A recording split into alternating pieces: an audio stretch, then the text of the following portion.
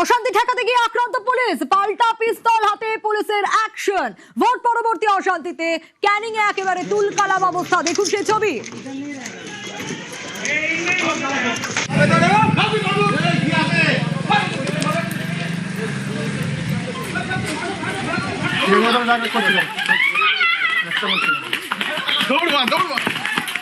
জামাই তুলে না, কবুতর জামাই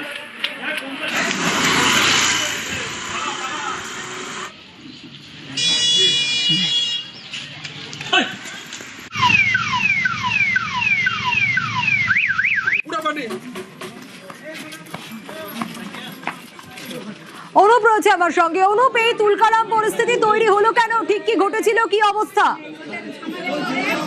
এটা আমরা জানতে পারছি যে ভুটিয়া শরীফের নারায়ণপুর অঞ্চলে যে পঞ্চায়েত অফিস রয়েছে, সেই পঞ্চায়েত অফিস কিছু মানুষজন কিন্তু দখল করতে আসে। এরপর সেই দখলের খবর পায় ভুটিয়া শরীফ ফাঁড়ির পুলিশ, এবং সেখানে তারা কিন্তু আসলেই তাদের উপরে কিন্তু এই যে মানুষজন তারা কিন্তু চড়া হয়, ইট ছুঁড়ে মারা হয় পুলিশকে, এমনকি পুলিশকে মারধর করা হয়। এই ঘটনায় ভুটিয়া শরীফ ফাঁড়ির সাব ইন্সপেক্টর ধনঞ্জয় মুখার্জি তিনি আহত হন, এবং এই 3 থেকে 4টি পুলিশের গাড়ি ভাঙচুর করা হয়। তবে এরপরে কিন্তু পুলিশ কেন্দ্রীয় বাহিনীকে নিয়ে এলাকায় টহলদারি শুরু করে এবং বিভিন্ন এলাকায় ইতিমধ্যে তল্লাশি শুরু করেছে। বারুইপুর জেলা পুলিশের অতিরিক্ত পুলিশ সুপার, ক্যানিং মহকুমার পুলিশ আধিকারিক, জীবনতলা থানার পুলিশ আধিকারিক সহ বিভিন্ন আধিকারিকরা কিন্তু ইতিমধ্যে এলাকায় তল্লাশি শুরু করেছে, এবং পুলিশের পক্ষ থেকে যেটা জানা যাচ্ছে ইতিমধ্যে 30 জনকে কিন্তু গ্রেপ্তার করা হয়েছে। এই গ্রেপ্তারের সংখ্যা আরো বাড়বে বলে পুলিশ সূত্রে কিন্তু আমরা জানতে পারছি।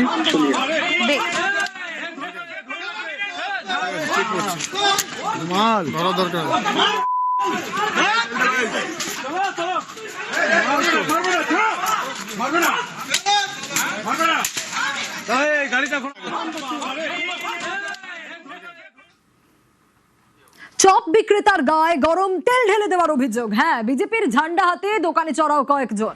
দাবি মতো নাকি 10,000 টাকা দেওয়া হয়নি, সে কারণেই হামলার অভিযোগ। দোকানে ঢুকে গায়ে গরম তেল ঢেলে দেওয়ার অভিযোগ। ঘটনায় যোগ অস্বীকার বিজেপির। গুরুতর অবস্থায় হাসপাতালে ভর্তি চপ বিক্রেতা। অভিযুক্ত 4 জনকে গ্রেপ্তার পুলিশের।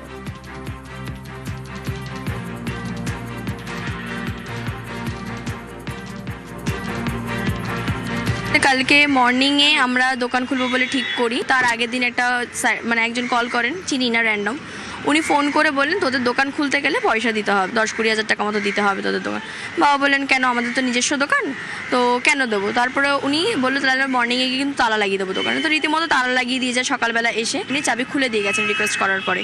তারপরে আমরা রীতিমতো সন্ধ্যাবেলা দোকান খুলি। আমাদের চপের দোকান, চপ ভাজাও হচ্ছিল। সাডেন 10-12 জন মতো ছেলে এসছেন বিজেপির ঝান্ডা নিয়ে। হঠাৎ করে ওনার গায়ে গরম যে তেল, গায়ের মধ্যে তেলটাকে ছুঁড়ে মারে। তো আমার বাবার রাইট সাইডটা পুরো বার্ন হয়। উনি যখন ওখান থেকে বেরিয়ে যান, ওনাকে মারধরও করা হয়। লাস্ট 12 বছর আগে টিএমসি উনি করতেন, বাট এখন কোনো রকম কোনো রাজনৈতিক দলের সাথে উনি কানেক্টেড নয়। বেশ কিছু কর্মী আছে। দখল আরাবুলের। ভাঙড় 2 নম্বর পঞ্চায়েত সমিতির অফিস পুনর্দখল। 2023-এ পঞ্চায়েত সমিতির সভাপতি হন, পরে খুনের মামলায় জেলে যান আরাবুল ইসলাম।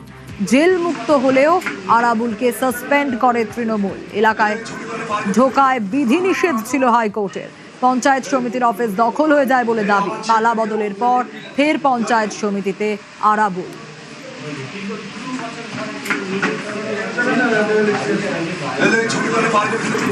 আমরা ছিলাম তৃণমূল, এখন সবাই যারা আছে আমরা মিলে ভাইজানের সাথে কথা বলে সিদ্ধান্ত নেব। একতরফা ভাবে এখানে চলছে, একজনের নেতার কথায় পঞ্চায়েত সমিতি চলছে।